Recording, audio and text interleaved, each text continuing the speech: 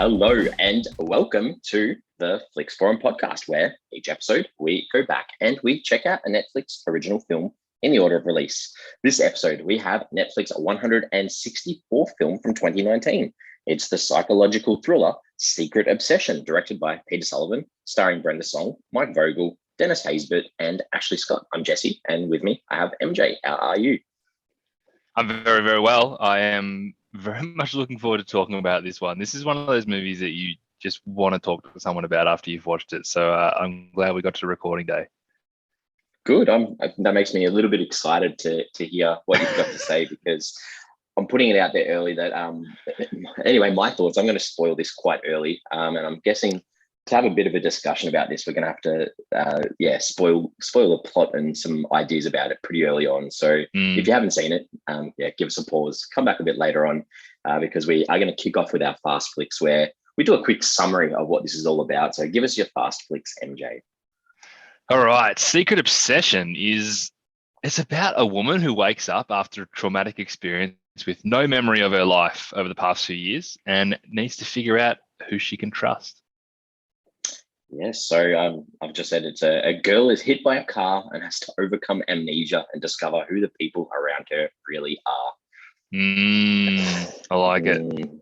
Nice little tension building, and obviously that's what we want to see in a thriller. So hopefully we'll have some scenes and some ideas about what's going on with this one. But I guess to start us off, what can you tell us about how this came to Netflix, this film? What's some history behind it?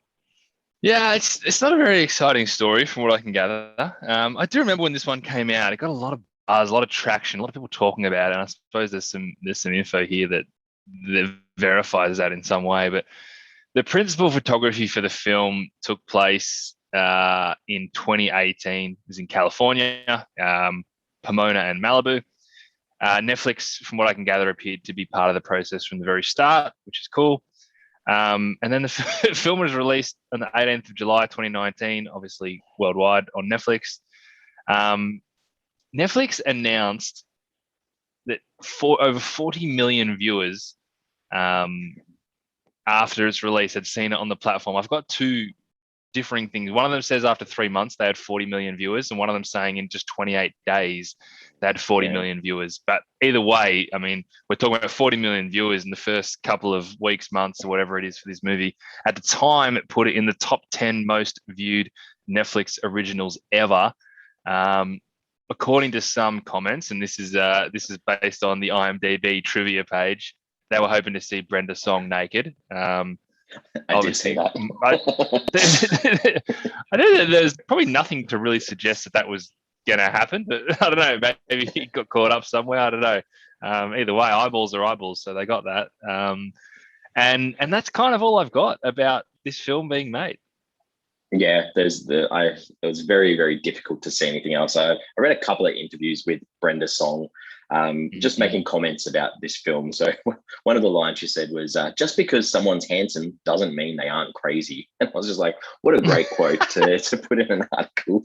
And then it sort of continued on and it said, and this is Brenda Song speaking, she said, "This was the first time I felt like I got to really challenge myself in a completely different way and got to explore a side of me that I'd never gotten to explore." So obviously Brenda Song really enjoyed playing this role.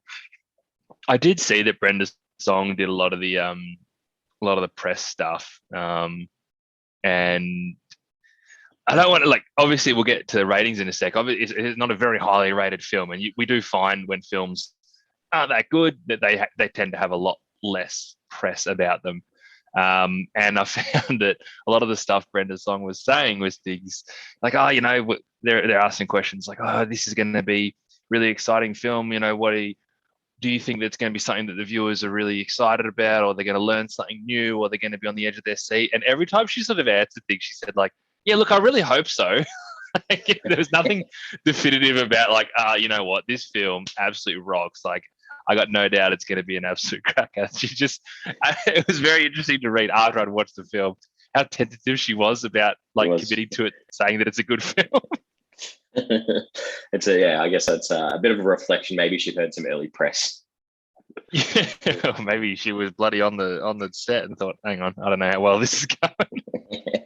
Well, did you see the tagline for this one? No, I deliberately avoided it.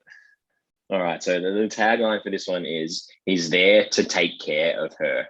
No, What that's a woeful. awful. Horrendous. The only other thing that I've got to add, I guess, is there was one translation across most of the translations for the title of this film across the world was Secret Obsession. Pretty straightforward, pretty easy. In the United Arab Emirates, it was called My Black Box. So That's it. Yeah. Okay. I don't get know it. why. Me either. My Black Box. So that was the title in the United Arab Emirates. So I'm not sure. I do have to say, I think that Secret Obsession is a good title. I know we do question titles from time to time, but I reckon it's a good one. Okay, good. I don't know if I'm sold on it, to be honest. It's just I guess once you watch, if you've seen the film, and hopefully you have, if you're still listening, I don't know, maybe it gives away too much. But maybe everything gives away too much. Yeah, the whole poster, the trailer, ridiculous. All right, well let's talk about. You mentioned this before, the consensus. What have you got for us on what people are saying? So IMDb has it at 4.4 out of 10 of 20,000 ratings. I found, and Letterboxd had about 15,000 ratings. I found those ratings really low in terms of the amount of number of people who did it, considering they're talking about 40 million viewers. Yeah, I'm a little bit sus on that, whether how accurate those numbers are from Netflix. And I know that they've got I think at the time they were reporting this, it was something like 90 seconds or 2 minutes of watching counts as a watch. So either way, 4.4 out of 10 IMDb, 1.7 out of 5 on Letterboxd. Very low, very stinky. I didn't see what Rotten Tomatoes did, but I'm sure you did. Yes, I did. The Rotten Tomatoes, the critics had it at 28%. That was on 18 reviews. So rotten there. The audience had it the lowest out of everything, I think, on 13%. That's on over 100. So extreme dislike across the board for this one. And I guess it's a good segue for us to give our early thoughts on where we're with for this one. So what are your thoughts? This is why I'm keen to talk about this film, because it was laughably bad. It felt like a student film, and they basically had to make sure that they could use as many common thriller traits in order to tick all these boxes they had on some sort of assessment criteria. So they had to make sure they included everything, and they made it very, very obvious to the assessor that they hadn't missed the opportunity to show why we should suspect the killer, who another suspect is early on, make sure that the detective is dealing with his own sort of personal demons, and have it really difficult for our witness to actually leave the house that she's locked in. And the list goes on. Everything they did was just so obvious and in your face. But like there are worse movies out there, but there's few movies that have assumed stupidity on its audience like this one. It's not even. That's not even mentioning some of the bizarre pieces of dialogue and character decisions, but I felt like the director thought I was such an idiot watching this film that they had to spell out everything to me so clearly. What I find funny, it kind of excites me though, that I feel like Netflix execs were sitting in a screening room and they're watching the final product, and the lights came on at the end and they just sort of said, shit, fuck it, let's just release it. Let's just release it as is. No press. Let's just get this movie out. That's how I felt it would have happened. It's so funny because I think like you with your early thoughts, like that's what I'm going to close with. Like I was going to go through all the examples of why they think we're stupid, and then sum up and go, these people think we're dumb. So I mean, I think the key thing is that a good thriller, you want it to misdirect the audience along the way, and this adds into that idea of thinking that we're stupid as an audience, because this one doesn't even bother to be clever, and it's like one of the most pedestrian films that I have seen in a long, long time. It was just, as you mentioned really nicely, it was like, let's tick the box of, like when he's in the parking lot at the shopping center, and like I think like he's got like this big bag on of whatever he's cement or whatever it was, and it says like lie on it or something. Like it's like just so blatantly like, oh, let's add these cool things in to look like we're clever, and it's like, you're dumb. Anyway, the rest of it, I'm probably going to struggle to form much of a discussion because this is, like I mentioned, this is mediocre at best for me. So I'm really looking forward to hearing your thoughts on the characters because I know you usually do a good job with this. Well, I want to start with Jennifer, played by Brenda Song. And one thing I think is definitely glossed over is, despite the fact that Jennifer obviously gets out of this terrifying ordeal, she's now facing her life with her husband, her mother, and father all being murdered. And that's like as grim as it gets. And they don't ever really discuss that. Everyone's like, oh man, she is so lucky that she got out of this. Like, her life is just destroyed. But they don't ever bother to discuss it. I've literally and I forgot that too, because I'm like, literally everything you learn about her in this is not real throughout the whole film. So the things you do know about her, like you just mentioned, are that her husband and her parents who loved her are dead, and that's the end. And that's her character. It's awful. Like, I feel so sorry for her. I have to say, this character itself could have been a lot worse. I think she's naturally curious and she's guarded about her situation. She obviously annoys me a little bit when she starts to figure things out, and she really pushes on him when she should just lean into the fact that, okay, I know what's going on, but I don't want him to know that I know what's going on, and give her a chance to sort of strike when she's got a plan or an opportunity. But I know that's a trope of the genre, right? She's going to learn things and question him and get frustrated. But apart from that, like this character was actually okay.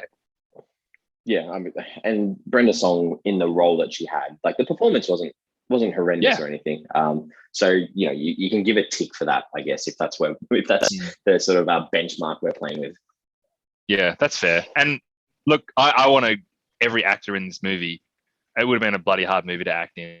They some of the dialogue and some of the I don't know if you want to even call it character development, but what they were trying to do with these characters. If I'm an actor, and I certainly don't know the mind of an actor, but it must have been so hard to get any sort of traction with these roles. Yes, I guess that can lead us into Russell, because I think that he's probably probably had the hardest job with the character he had. Yeah, I've got some thoughts here. I think, because I'm trying to dissect why this film's so bad, right? But I think to make this film work in any capacity, you need to truly believe that Russell is very, very unwell mentally. Like, he's a psychopath, but his judgment is also massively clouded. And on the most part, he simply just has to be wildly delusional for any of this to make sense. But unfortunately, he's generally painted as a somewhat smart, logical man who's kind of got this facade figured out. But realistically, how is this ever going to end? Like, the fake phone numbers and addresses were always going to be found out at some point. People know Jennifer. Like, apart from her husband and her parents, people know her, and they would start to get suspicious about where she is and what's going on. He murdered her parents. Her husband at that time was missing. So people are going to ask questions there. You assume that he probably murdered the people that lived in the house that they were staying in, because you get the reveal that it's not their house. Like, was the plan for Jennifer to never leave the house again? Because none of this makes sense unless you go down this delusional psychopath road. And his obsession with her meant that even a short amount of time of being her husband, with I think the end goal was being intimate with her, was going to be enough for all the carnage that he'd caused earlier. And that's fine if he's so mentally messed up that you can believe that. But this isn't the guy that we see throughout the whole film.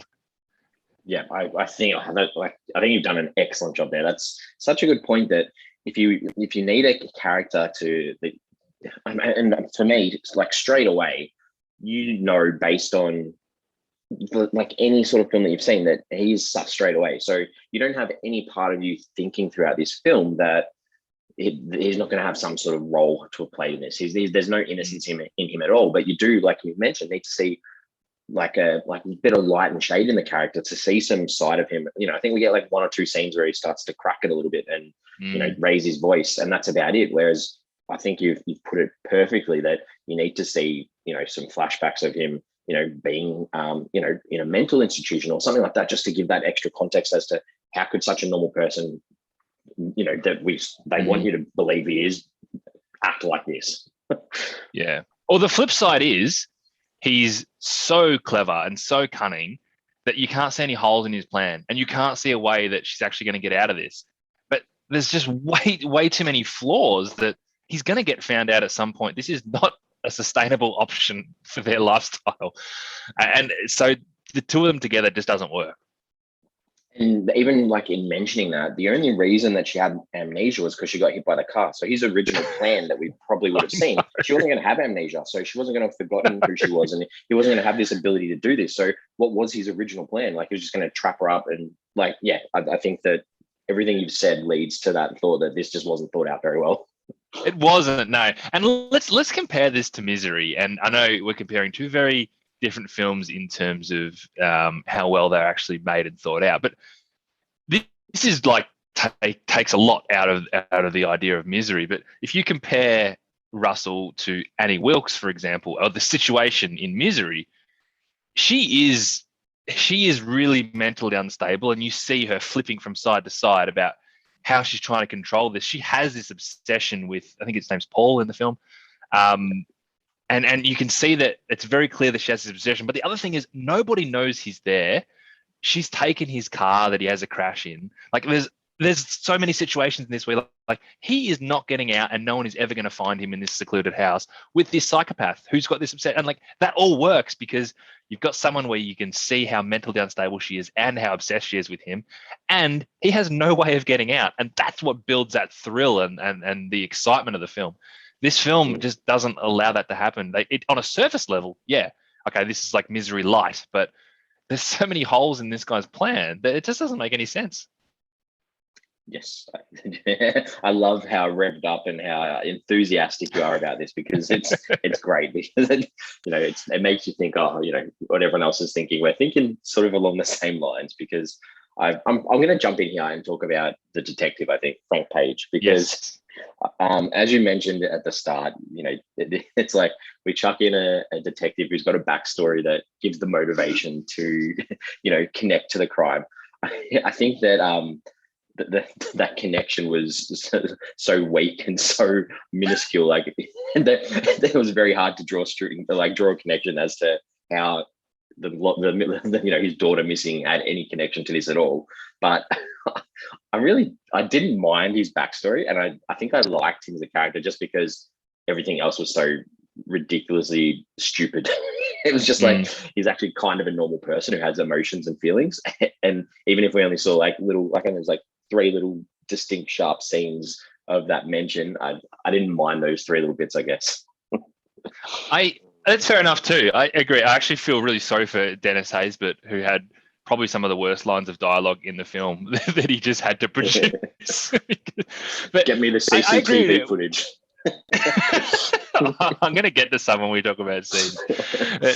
Again, and I like what you're saying, because I do agree. And there was something about him that made me comfortable. It's like, okay, maybe something good might happen in this scene. But again, it just felt like they made all these really wooden, stale attempts to show that this was the cliche cop who was going to stop at nothing to solve this case. And then they have the scenes where everyone's saying that he's letting his own past and his emotions creep into the case.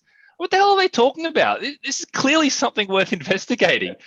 And they keep making these blatant references to his own daughter, which they kind of set up quite nicely with this subtle highlight. And then they start to throw it in your face about how direct it is to the actions that are taking place. But like, this is a story that you should be investigating. There's so many suspect things going on. Stop making out like he's a renegade cop. Just going, I've got a hunch here, guys, and I'm going to solve this case. And probably the other thing that bothered me is, I don't know what happened in this story to ensure that he could move on from the tragedies of his own life. Like, he's got this whole, like, I did it. I solved the Jennifer Allen case. So now I can retire and get past the tragedy of losing my own child. It didn't fit. It felt so weird that was the catalyst for his change. Because it wasn't like he'd returned a daughter to their parents or anything. Like, they're well and truly gone. So there was, like I mentioned, the connections or the correlation they were trying to make, it didn't work. Nah, on the surface it does. That's the thing. On the surface, everything in this film works, but as soon as you go like the tiniest slither under it, you're like, this has got no foundation at all. Are there any other characters that you wanted to talk about? No, there wasn't. No, good, excellent. Let's talk about Peter Sullivan, the director. Anything that you wanted to share about him? Look, I think a lot of it was sort of Hallmarky type Christmassy movies stuff. Yeah, it was. Yep. He's a bit out of his depth, I think. Yeah, he's got 149 producer credits, 101 writing credits, and 35 director credits, and most of them are rubbishy TV movies and Christmas movies. So bang on the plot. All right, same time. This is where we can talk about some things that we liked and we didn't like. Start us off with anything that you did enjoy in this. I did it. Okay, I have to say I thought the house was incredible. I enjoyed looking through the house. I thought it was really well done to the to the locations advisor for finding a really great house. I thought that was really good. It was pretty. I was clutching at straws that I like. It was really nice. I'd love to live there. It was nice. Yeah.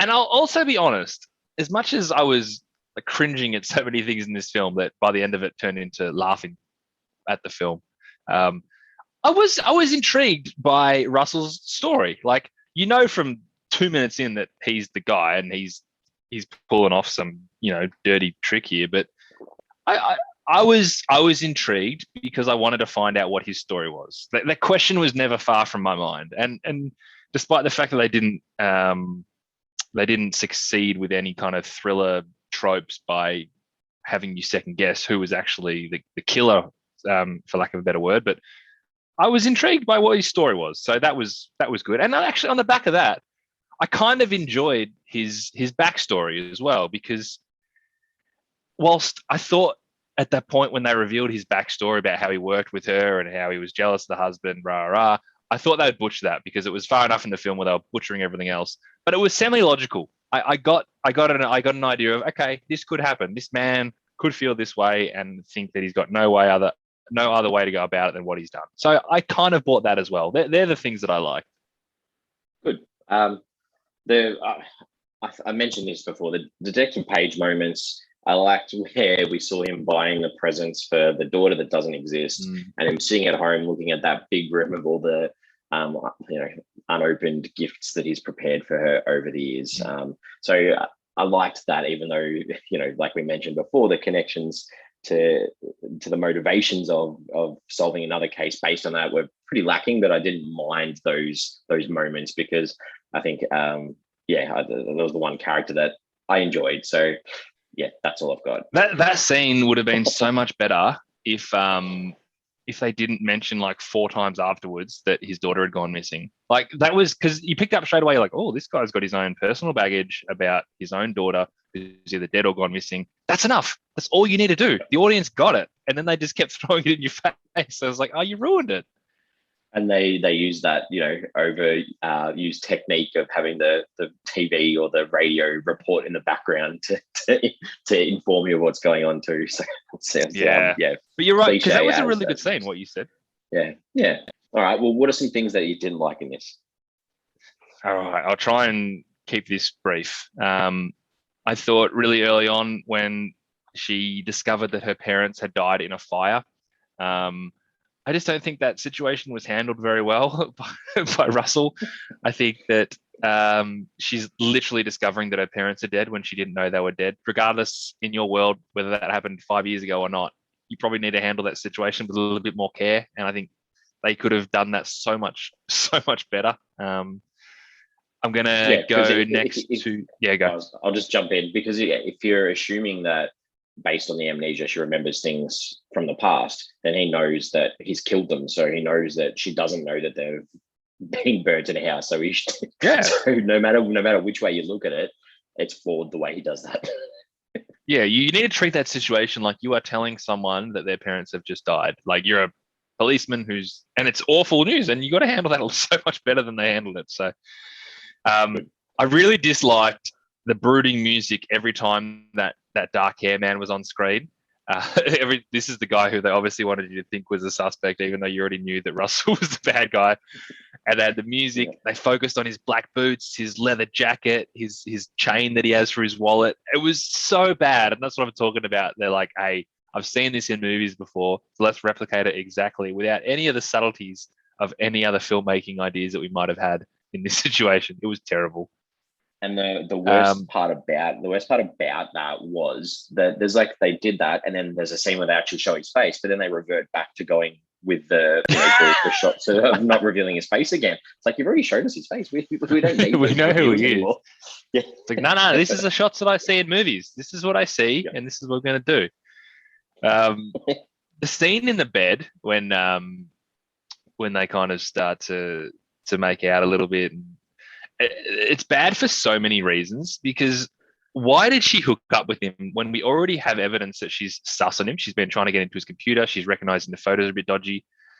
And then on the flip side, why did he act so kind of rapey when like he's living this whole plan out? And the thing that got me the most is why she didn't leave the bed after that. Like, this situation just happened and she's like, you know what? No, that's not cool, man. Good night. And she just goes to bed. It's just terrible. It was bad. All right. Here's one of the bad lines that the detective had. He got some information about where her parents had lived, and his line was, she shared a house with her parents. Not she lived with her parents. She shared a house with her parents. And then he drives in and a sign says, Allen House. You have got to be kidding me. Like, I knew which house he was going to. You didn't need to spell out to me that he was going to. No one puts their name on their house. It's so bad. Also, it's a common theme, isn't it? Because Russell puts up that fake name on their house. I was so funny when I read that. This is probably not as bad as all the other things, but I just didn't like it when she taped up her ankle with duct tape. Like, it wasn't going to do anything. It didn't add to anything. I don't know why she did it. But I'm happy to move on with that because there were so many other things. The final end chase scene when they're outside walking through the bush, where there's about 500 shots of the three of them, just like walking, different shots, mid shots from all of them, just walking. It felt like they were in like, just like at a bike track where there's some just trees and bushes. They'd had no budget to do anything else. And then she throws this rock. Like, she's in the scene and you can see her throw a rock. He's right there. There's no bushes in between them. And he's like focusing intently on the rock, not thinking about where it's going. And she tries to hit him with the trunk. Like, the whole thing was laughably terrible. Like, they couldn't even save it with a good final scene. It's so bad. And then it just sort of ended, didn't it? It was just like, okay, let's hug and we're finished. Oh, dear. And again, I already mentioned this. I just don't understand why the detective could move on with his life after all this. It didn't feel like that was what he needed, but I did mention that in the characters. But that scene when, I don't know what it was, 3 months later, 1 month later, however long it was, Jennifer just goes to visit the detective as he's moving house.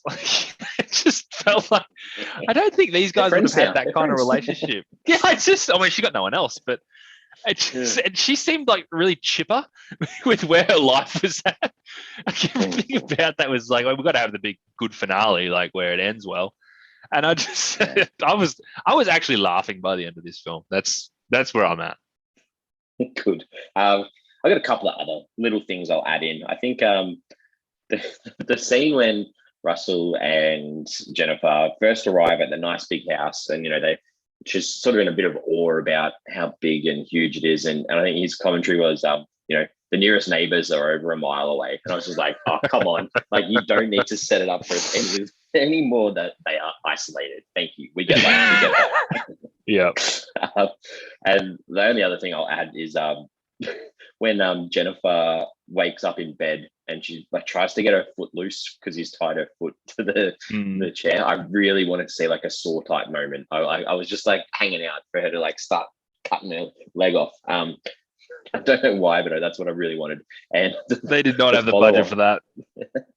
And the follow on, which really annoyed me, was Russell literally coming in with a rope and then lighting the candle, and the focus on the lighting the candle. I've got some rope and we've got a fire. Oh, I wonder what could happen. I really wonder where this is going to go. Also, she was still lighting that. She was still lighting that rope up when he was like opening the door. Like, and then she was already like out of the bed in the ensuite, already had a weapon ready to go. Like, they just didn't do that well either. Most flammable rope in the world. All right. What are some ideas that this one was trying to say? What are some themes? Now, this got me thinking as well, because this was definitely lacking core themes and messages, and it focused instead, as I said, on techniques and tropes that they tried to elicit audience responses from what they've seen from other thriller films, right? And I have no doubt that's why it doesn't work. Not only does the audience struggle to connect with the story, the actors have nothing to work with. Everything happens on a surface level. It's almost like, read this line, feel this way, do this thing. There's nothing to sink your teeth into. So I'm sure there are some themes, but out of protest, I haven't actually thought about what they were, and I've thought about why the fact they haven't really focused on themes and ideas to make it really hard to make a comprehensible film. Yeah, I'm probably drawing some massively loose connections, but just people that suffer from amnesia and the struggles they have in life and fitting in and dealing with relationships. And there's a little bit, I guess, about that idea of obsession and stalkers and toxic masculinity at times, where men believe that they can, do what they want to do to control people in certain situations. But obviously, I don't think that was the idea of the film, but that was something that I could try and draw some commentary on. Yeah, you can't watch this, and these filmmakers have some really strong feelings on amnesia, or the masculinity and the idea that men can take what they want. They don't have strong ideas on it. They showed things that happened in it, but I didn't get a vibe about whether they thought it was good or bad or indifferent. So that's a problem. Definitely. What did you take away from this film then? Because I think we've probably said a lot of stuff that we've already taken away from it. Have you got anything different? I do. This is a good takeaway, to be perfectly honest. The final credits for this movie went for about 90 seconds. And again, it's probably a highlight of the fact that there weren't that many people working on this film. Obviously, when you watch a film, you're talking between 6 and 10 minutes generally for the final credits. And I'm not kidding, it was 90 seconds. And it's probably just a highlight that this was very independent. They didn't have a lot of resource. They didn't have a lot of support. And it's, again, not surprising that maybe things didn't work because of that. It was interesting. That's a really good pickup, because I noticed that too when we do one of these films. I use the hover bar on the timer just to get to the credits at the end. I take away how long of credits, so I know exactly how much time I need to watch the film. So I was a bit surprised when I was like, oh, this film's literally the runtime, because I don't need to take 10 minutes off to watch it. So it's a nice observation, buddy, because I mean, if you had 10 minutes worth of credits, you'd probably be rethinking a lot of people's careers, whereas less people that we can sort of say get a different job. But you know what? It's probably people that didn't have the support, people who were very novice in a lot of their roles, and no one who was actually going to stand up and go, this doesn't work, guys. So that probably says something.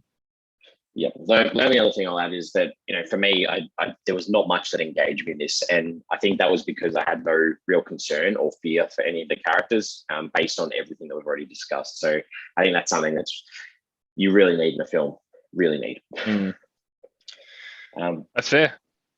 Yeah. IMDb, did you jump on to check anyone out? I went on to check out Brenda Song because we talked about her last week. I didn't know her, and I still don't know her. I don't know what she's been in. She's in The Social Network. I did see that, but I didn't remember her from it. That's probably the biggest role she had, but there's a Disney Channel show, The Sweet Life of Zack and Cody, which was a staple in our house growing up. And they did a lot of crossovers with like That's So Raven and Hannah Montana and things like that. So, and she had a pretty big role in that. So yeah, that's where I definitely remembered her from when I mentioned that last week. Okay, and I'm just thinking now, Social Network, is she like Andrew Garfield's wife or something in that? It's been a long time since I've seen that. I saw Social Network and I'm like, it doesn't ring a bell, but now I'm thinking about it even more. Maybe I do. Good. Did you have any questions that you wanted to ask? Yeah, you kind of touched on this. So my thing was, how did Russell know that she would have lost her memory? Like, to just brazenly walk into the hospital. Like, it's just the ballsiest move I've ever seen. Like, he's basically trying to kill her. He's killed her family, and he's like, you know what? She hit her head pretty hard. I could have a crack here. I reckon this is going to work. But also, like, what was his intention of following her to that, abandoned gas station or whatever it was, like, with a knife? If his plan was that he loved her, like, why was he just going to kill her straight away? Like, I don't know. it's a good point. I wonder if he was going to like rape her and kill her and sort of, get his intimacy from her that he's always wanted, and then realize that, well, I can't really go any further than this, and he was going to kill her. There was definitely an idea that he was going to kill her, and then but he's gone to a lot of trouble. Like, he's killed her parents and her husband, True. all before this event happened. So surely he had some sort of plan of taking her somewhere. I don't know. It's just good point. There's so many unanswered questions. Yeah. But I mean, the idea of him to think that, because she's hit her, a lot of people hit their head, get really bad concussion, get really sick, but they don't lose their memory. And he's just like rolled the dice and gone, I reckon I can make this work. Yeah, ridiculous. I've got one for you. We mentioned it before, the misdirect, the ridiculous misdirect character of the shady guy that rocks up. So I think his name was Khan, I think they said, when he dropped the flowers off, possibly, I think. So he said his name was Khan. So who was he, and how did you know her? Why was he showing so much interest? Give us something. Wasn't he I thought he was at the scene. I thought he was at the crime scene. He was one of the wasn't people. That, didn't they interview? So he was one of the guys at the crime scene. Okay. I thought he was. Maybe I'm wrong, but he wasn't the guy who hit her. But when the guy hit her, he got interviewed. Came, I think. Yeah. Okay. That's what I thought. I could be wrong though. I just assumed he was at the crime scene. It just felt like such a ridiculous misdirect. Didn't it? Because we already knew. And I think I remember watching the trailer for this movie when it came out, and I remember watching it being like, oh, okay, well, I know what happens, but maybe that's okay. Maybe you're supposed to suspect this guy from the very, very start.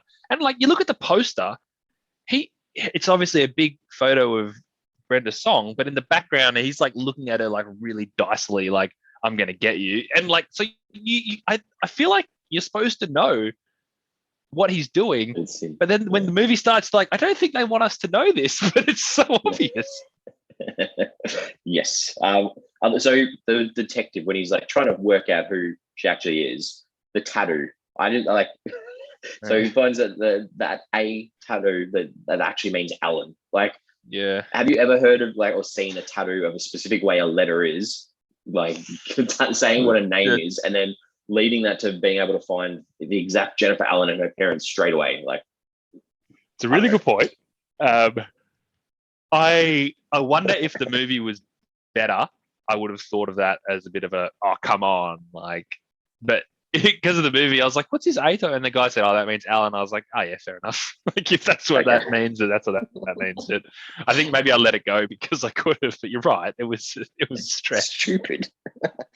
Any other? But that must exist, right? Surely that exists. There's like a coat of arms things for, I don't know, whatever it is. You'd think. Who knows? There's a lot in this that doesn't make sense. So true. Anything else you want to ask? No, there wasn't. All right. Well, it's time to wrap it up. Give this a rating out of 5 for an average. Give us your final thoughts. Look, this might surprise you, but I have to, firstly, this was a thriller. I never felt that thrill. Like, the reveal happened so early, or maybe they, as I said, maybe they thought it was subtle.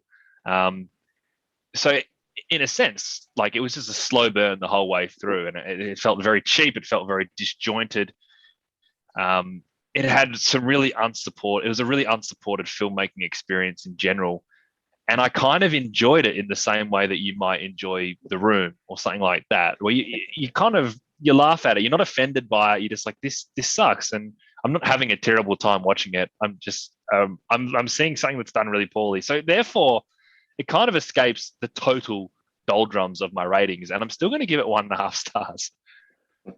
It's still horrible. So it's okay. It's low.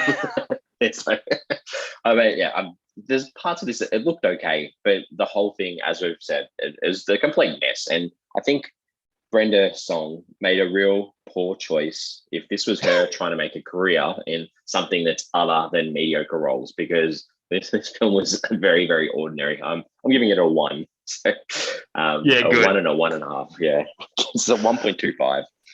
I so wanted to give it a 1, and I was like, you know what? I didn't have a bad time watching it. I know it was a bad film in so many ways.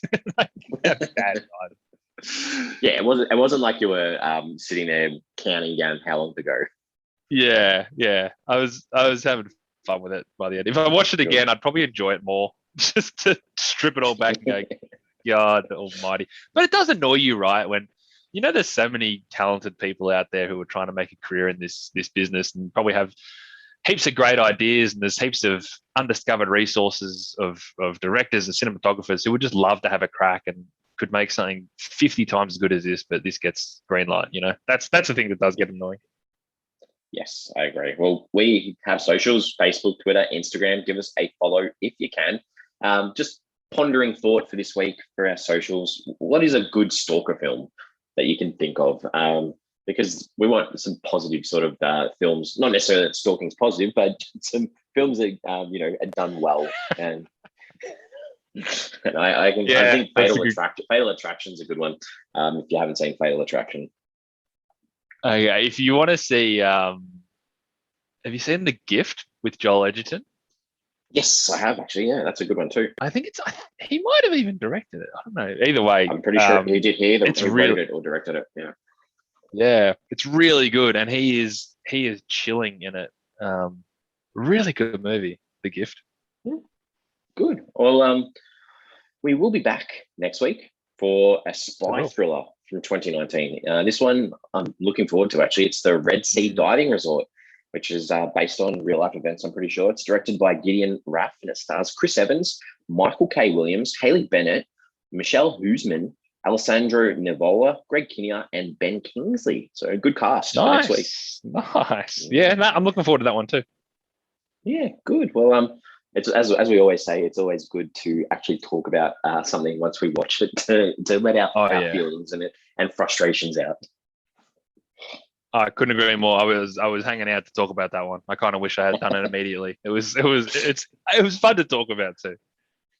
Good, and I thoroughly enjoyed your enthusiasm because without your over the topness of scenes and stuff, I had nothing. I was sitting there. I literally was putting my notes together for this and going, I can't even think of a scene that was bad or one that was good. The whole thing was just a mess. That's very true. When I realized it was so bad, I'm like, I need to figure out why. I need to know why this was bad. It wasn't too hard to think about. Good. All right. Well, I will see you next week. You will, mate. Chat then.